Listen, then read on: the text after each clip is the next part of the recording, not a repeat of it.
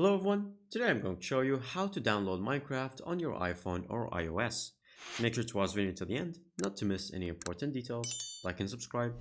The easiest way is to purchase it from the main source of Microsoft. All you have to do is to simply go on your App Store, and then from here it's going to give you the search bar. Instead of going to the games section, you can either go from here or search for it manually. But if you go to the game section, you can see always that it's going to be on top, and as you can see, Minecraft is right here. But if you want to search for it, then simply just go to the search bar and then just write Minecraft again, and then you will find it just like that.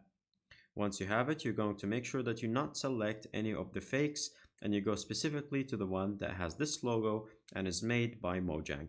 You can see the right under it. Once you have that done, all you have to do is to click on the purchase button for the price.